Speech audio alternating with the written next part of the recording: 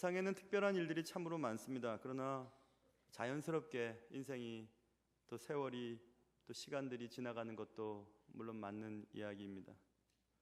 당연하게 지나가는 일들, 자연스럽게 지나가는 일들이 참 많죠.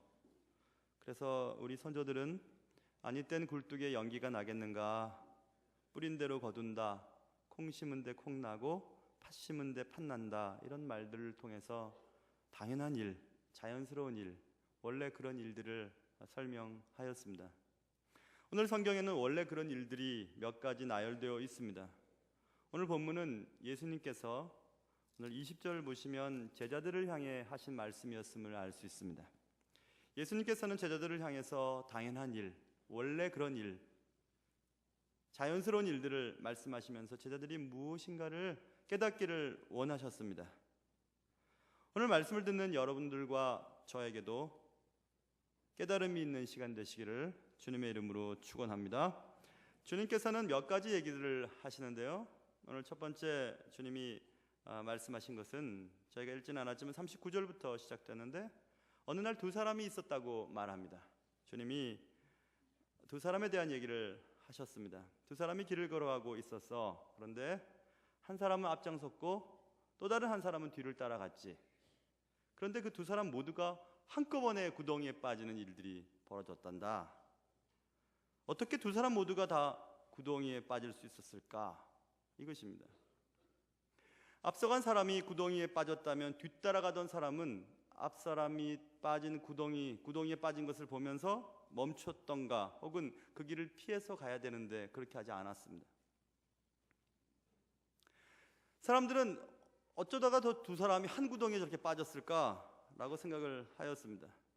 예수님은 그 다음 얘기하십니다.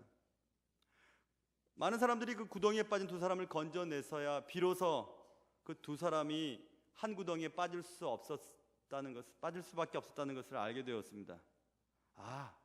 두 사람 모두 앞을 못 보는 맹인이었구나.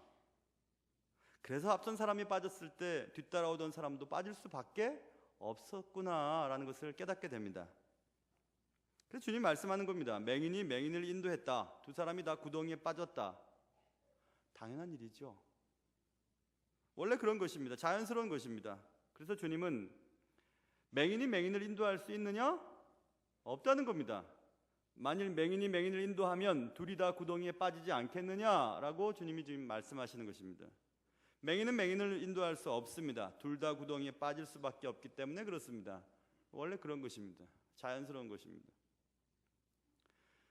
주님 계속해서 말씀하십니다. 두 사람이 또 공부하고 있는 장면을 말씀하시면서 한 사람은 가르쳤고 다른 한 사람은 가르침을 받았습니다. 가르침을 받는 자는 가르치는 자가 풀지 못하는 문제를 풀 수가 없었습니다. 제자는 선생을 가르칠 수가 없었습니다. 제자는 그 선생보다 학문의 깊이와 높이 그리고 넓이가 언제나 모자랐기 때문에 그랬습니다. 누가 누구를 도와 학문을 연마시킬 수 있을까요? 선생이 제자를 도와 학문을 연마시킬 수 있습니다. 이 비유를 이렇게 또 생각해 볼 수 있습니다. 두 사람이 경기를 합니다. 운동 경기를 시작했습니다. 근데 한 사람이 또 한 사람을 결코 이길 수가 없었습니다. 경기만 했다 하면 계속 지는 겁니다. 항상 이기는 그 사람은 항상 지는 이 사람의 모든 약점과 계획을 이미 간파하고 있었습니다. 경기를 하면 할수록 계속 졌습니다. 항상 이기는 그 사람은 항상 지는 그 사람의 스승이었기 때문에 그랬습니다. 두 사람이 경기를 했다. 한 사람은 한 사람에게 계속 졌다. 그런데 진 그 사람은 이긴 그 사람의 제자였다. 당연한 일입니다. 그럴 수밖에 없습니다. 원래 그런 것입니다. 제자는 선생보다 높을 수가 없다, 이렇게 말씀하고 있죠. 40절 보면 제자가 그 선생보다 높지 못하나 무릇 온전하게 된 자는 그 선생과 같으리라. 제자가 열심히 선생으로부터 배운 것을 가지고 노력해서 올라갔습니다. 어디까지? 선생만큼 올라갔습니다. 당연하다는 것입니다. 제자는 선생보다 높을 수 없고 제자는 스승을 이길 수 없다. 만일 제자가 온전하게 되어도 스승 정도까지밖에는 안 된다. 원래 그렇다, 당연하다, 이것입니다.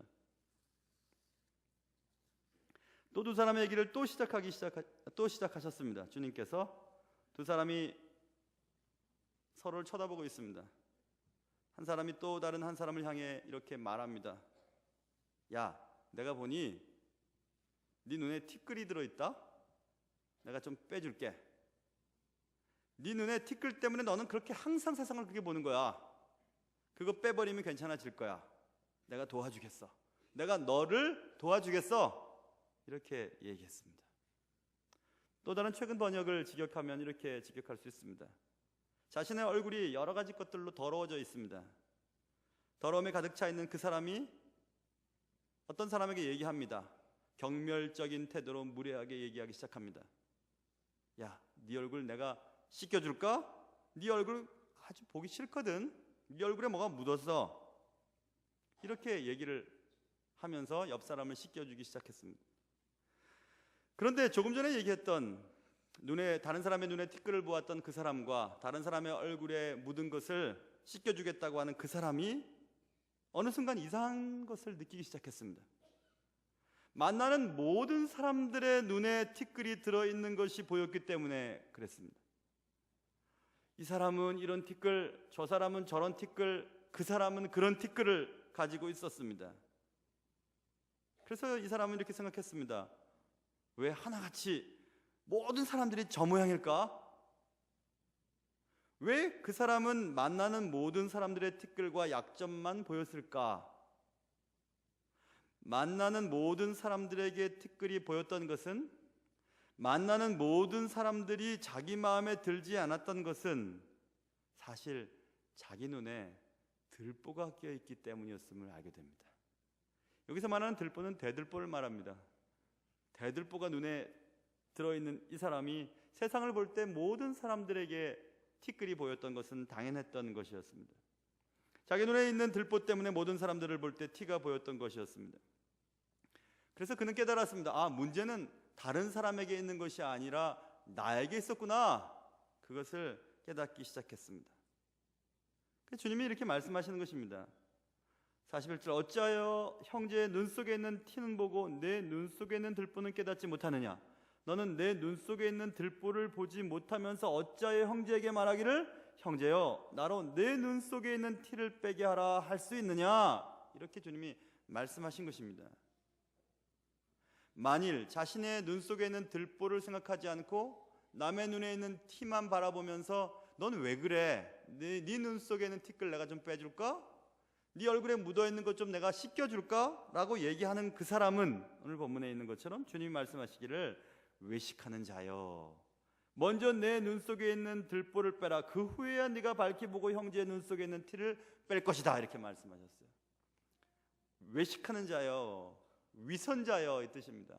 너는 위선자야. 네 속에 있는 들보 때문에 다른 사람에게 있는 티가 보였던 것을 너는 인정하지 않으려고 해. 그러니 네 눈 속에 있는 들보를 뺀 후에야 비로소 다른 사람의 눈에 있는 티를 빼는 것이 옳다. 이렇게 주님이 말씀하셨던 것입니다. 누가 누구에게 티끌을 빼줄까? 라고 말할 수 있을까요? 그렇게 말할 수 있는 사람은 오직 자신의 눈에 있는 들보를 먼저 뺀 사람만이 그렇게 말할 수 있는 것입니다. 당연한 일입니다. 원래 그런 것입니다. 들보를 가진 자가 티끌을 가진 자에게 뭐라 할 수 없습니다. 내 눈에 있는 들보를 먼저 뺀 후에야 비로소 다른 사람의 눈에 있는 티끌을 뺄 수 있기 때문에 그렇습니다. 내 눈에 있는 들보를 두고 남을 보면 모든 사람들의 눈에 티끌이 보일 수밖에 없기 때문에 그렇습니다. 원래 그런 겁니다. 당연히 그런 것입니다. 예수님은 왜 두 사람에 대한 얘기들을 다른 방식으로 설명하면서 제자들을 향해서 무슨 말씀을 지금 하시려고 하시는 것일까?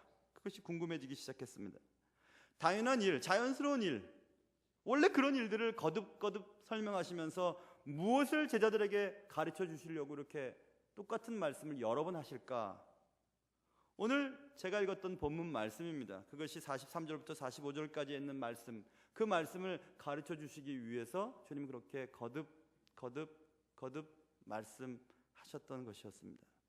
맹인이 맹인을 인도할 수 없듯이, 제자가 선생보다 높아질 수 없듯이 들보를 빼내야만 다른 사람의 티를 볼 수 있는 자격이 갖춰진다는 그 사실, 그 당연한 일들을 통해서 원래 그런 일들을 가르쳐 주시기 위함이었습니다. 그것이 무엇일까요? 오늘 본문 43절, 제가 읽은 43절부터 45절까지의 그 해답이 나와 있습니다. 당연하고 원래 그런 일, 자연스러운 일, 그것은 좋은 열매는 좋은 나무에서만 난다는 사실입니다. 43절, 못된 열매 맺는 좋은 나무가 없다. 또 좋은 열매 맺는 못된 나무도 없다. 당연하지요. 원래 그런 것입니다. 그래서 주님은 나무는 열매로 안다, 이것입니다. 44절, 나무는 각각 그 열매로 아나니 가시나무에서 무화과를 또는 찔레에서 포도를 따지 못하느니라. 찔레나무에서 포도를 딴다는 거 있을 수 없는 일이죠. 가시나무에서 무화과를 기대한다는 것 불가능한 일입니다. 못된 열매 맺는 좋은 나무는 없다, 맞는 얘기입니다. 좋은 열매 맺는 못된 나무는 없다, 그것도 맞는 일입니다. 맞는 얘기입니다. 원래 그런 얘기입니다. 맞습니다. 가시나무에서 무화과는 절대로 열리지 않습니다. 찔레에서 포도나무를 딸 수는 없습니다. 당연한 일입니다. 원래 그런 겁니다. 이처럼 당연한 일, 원래 그런 일을 거듭거듭 말씀하신 예수님의 진실한 속 깊은 의도는 무엇일까? 그것입니다. 예수님의 말씀의 핵심은 45절에 정확히 드러나 있습니다. 45절 말씀을 보시면 선한 사람은 마음에 쌓은 선에서 선을 내고 악한 자는 그 쌓은 악에서 악을 내나니 이는 마음에 가득한 것을 입으로 말함이니라, 이것입니다. 마음에 가득한 것은 열매를 말하고 있습니다. 어떻게 좋은 열매, 나쁜 열매를 구별할 수 있지? 그것은 좋은 나무인지 나쁜 나무인지를 보면 알 수 있다, 이렇게 말했죠. 또 반대로 열매를 보면 그 나무를 알 수 있다, 이렇게 말씀했습니다. 그러니 주님의 말씀은 너의 입에 쌓은 것들이 밖으로 나올 때 그 입의 열매, 말을 들어보면 그 사람이 좋은 나무인지 선한 사람인지 알 수 있다, 이것입니다. 주님은 그 말씀을 제자들에게 하시기 위해서 거듭거듭 두 사람의 얘기들을 3번씩이나 설명하셨습니다. 앞에서 말한 모든 것이 당연하고 원래 그런 일이듯 선한 사람이 선한 말을 하고 악한 사람은 악한 말을 한다, 원래 그렇다. 선한 사람의 열매는 선한 말이고 악한 사람의 열매는 악한 말이다, 원래 그렇다, 당연하다, 이것입니다. 그러므로 우리는 이렇게 깨달아 다짐을 해야 할 것이 있습니다. 누군가 악한 말을 내게 합니다. 그러면 그는 악한 사람입니다. 원래 그런 사람입니다. 그러므로 원래 그런 일 때문에 실망해서는 안 된다라는 것을 우리는 먼저 생각해 봐야 합니다. 누군가 내게 악한 말을 하면 여러분들은 어떠세요? 악한 말을 하면 낙심이 되죠. 떨어질 낙, 마음심, 마음이 떨어져 버립니다.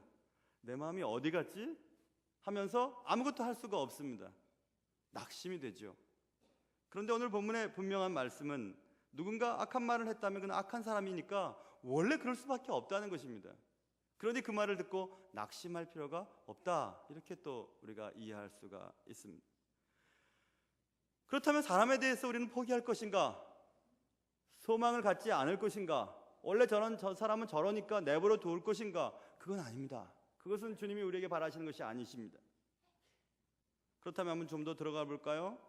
그렇다면 그와는 반대로 좋은 열매를 우리가 맺고 싶다면 우리는 어떻게 이제 해야 하는가, 이것입니다. 좋은 열매를 맺으려면 어떻게 된다고 말씀했죠? 주님은 좋은 나무가 되면 좋은 열매가 저절로 맺힌다, 이렇게 말했습니다. 그것이 당연한 일이다, 원래 그렇다, 이렇게 말씀하셨습니다. 좋은 나무는 그러면 어떤 나무인가? 금방 얘기했죠? 좋은 열매를 맺는 나무가 좋은 나무인 것입니다. 오늘 본문에서 예수님은 좋은 열매는 선한 말이라고 결론지어서 설명하고 있습니다. 말을 선하게 하지 않으면 좋은 나무일 수가 없다, 좋은 사람일 수가 없다, 선한 사람일 수가 없다, 지금 주님이 말씀하신 것입니다. 우리는 다 돌감람나무라고 말씀했습니다. 성경에서 돌감람나무이기 때문에 돌감람나무 열매를 맺을 수밖에 없는 원래 그런 사람들입니다. 참 감람나무이신 예수 그리스도께 접붙임을 당하는 순간 우리는 이제 비로소 돌감람나무가 참 감람나무의 열매를 맺는 기적을 경험하게 된다고 주님은 말씀하셨습니다. 좋은 열매 맺는 좋은 나무, 그러면 그게 무엇일까? 선한 말을 하고 선한 행동을 하면서 주님이 원하시는 선한 사람이 되는 것은, 그런 길은 어떤 길인가 하는 것입니다.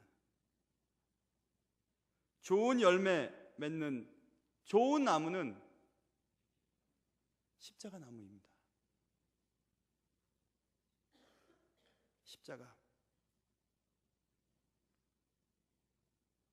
십자가 나무는 좋은 열매를 맺게 합니다. 당연한 일입니다. 십자가 사람은 선한 말을 합니다. 원래 그렇습니다. 십자가 나무 아래서 우리는 선한 사람이 되고 선한 말을 하며 선한 열매를 맺는 기적을 경험해야 하는 것입니다. 모쪼록 여러분과 저에게 좋은 열매 맺는 좋은 나무, 십자가 나무 아래에서 살아가는 그런 귀한 은혜가 여러분과 저의 삶 속에 있으시기를 주님의 이름으로 축원합니다. 기도하겠습니다.